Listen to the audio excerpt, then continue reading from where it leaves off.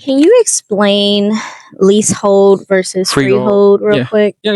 It's pretty simple to understand. So, as a foreigner, you cannot own land or villas in Bali, right? So that's just it's not possible whatsoever. Anybody would tell you that they're just not giving you the right information. You can only lease the land, right? So it's just like how you would lease an apartment. You Mm. can only lease the land for X amount of time.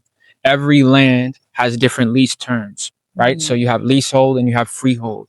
Freehold is just an extended version of leasehold. So it's Mhm. the same thing pretty much. Freehold does not mean you own the land. It's the same thing. You're just leasing the land for a longer period of time. So freehold is anywhere up to 80 years that you can lease the land, not own the land. You could lease the land for up to 80 years. Same thing with leasehold. Leasehold is anywhere from 20 years. Sometimes leaseholds can be shorter if you're Mhm. buying a villa that's already constructed.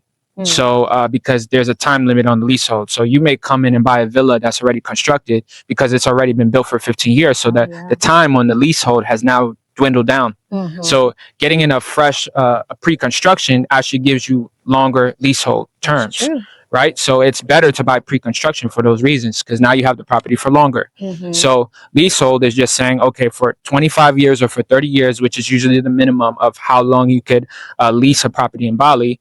That's how long you get it for, and then usually you can negotiate with the landowner on an extension of that leasehold for another 25 to 30 years. So in Mhm. total, with the leasehold structure, you can own land anywhere from 25 to 60 years, right? Mhm. And whenever you go to buy a property, they will tell you whether or not the leasehold has a guaranteed extension or not. So Mm. if you want a property longer than 30 years, then you would want to make sure that that villa or that property has a guaranteed extension on the leasehold. So you Mhm. know for sure that, but you have to pay for that extension. So keep that in mind. You have to pay for the extension, but now you know you can keep this villa for longer, Yeah. right? So if your goal is to have it for longer, then you want to double check that, right? But again, that could always be negotiated. So if it's not already determined, you can inquire about that Mhm. and potentially negotiate with the landowner. For this particular property, what is the leasehold The year? leasehold structure is 27 years and Okay. with possible extension. So the Okay. extension is still under negotiation, right? Which is typical here. Like usually, you negotiate for that once the leasehold is running out. So the Mm. last 3 years, last 4 years, that's Yeah. usually when negotiations happen for potential extension. I heard the perfect time to do that is when you think they're running low on money. Hey, Yep, you want to extend? I give you some money. exactly. Right. So So they'll be more willing to extend. exactly, it's another payday for them, right? Mhm. So, but yeah, that's basically the leasehold structure. I think just the psychology behind that is understanding that as foreigners, uh, they just do not allow foreigners to come here and own land. They Yeah. want the land. The land is sacred to them, right? They want to make money off it, but they don't want to give away the land to foreigners. They want to keep the Yeah. land for themselves at the end of the day. So, if you have any type of moral conscience, you have to respect that, right? Mhm. You wouldn't want someone coming in your country and taking it over, right? Yeah, you Yeah. can come here and rent it for X amount of time and enjoy it, but at the end of the day, the land goes back to the locals, Yeah. I had to right? start moving those mosquitoes. Yeah, I know Both that. of us. Yeah, they get it's I getting me can't. too. I can't stay still. So but keep moving. but yeah, that aspect is very important, right? So just keep that in mind. In any ways, if you're buying for an investment, um, by the time the leasehold is up, the property is already going to be outdated, right? So just in general, I'm not talking about our property. I think it will hold beyond 25 years just based on the style and the design, and I intentionally made it that way. But just for you to understand the actual mindset behind leasehold and freehold is understanding by 20 years down the line, 25 years down the line, obviously the quality of the villa is not going to hold that long. Yeah. We do have construction guarantees for X amount of time, but we don't have a construction guarantee for 30 years. That's not realistic, right? In 30 years, the villa is not going to be in tip top shape.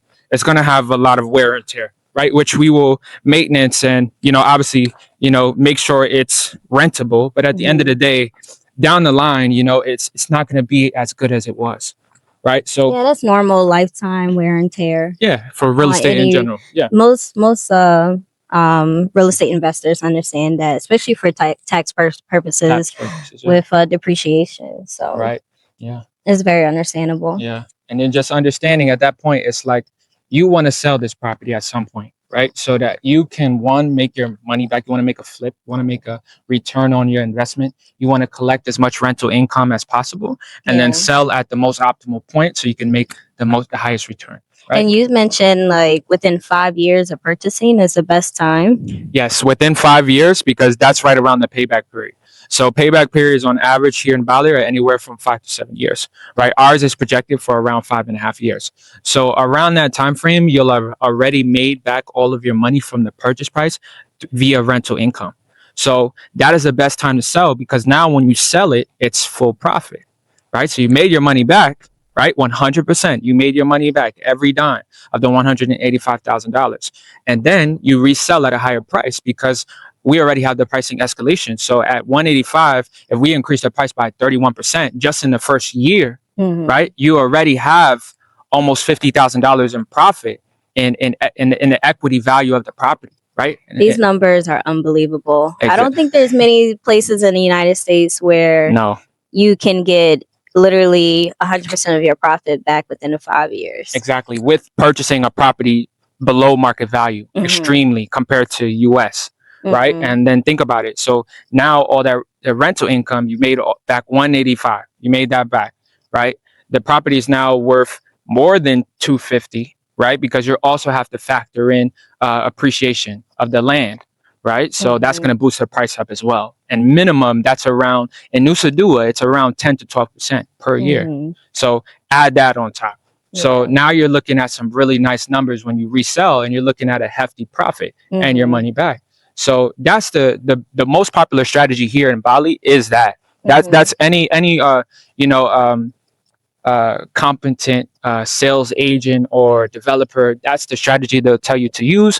But again, whatever floats your boat, whatever works for your plan, and what your goals out of this property are. If you want to use it for personal use, use it for personal use. If you want to rent it out for longer and have a more so long-term passive income stream, which again, you don't have to worry about any of the property management, you don't have to worry about running the business. The whole entire thing is hands-free. It's a turnkey investment. You never have to worry about anything. You never have to lift a finger. You never even actually have to come to Bali in most cases. Talk to right? them. So everything is handled for you.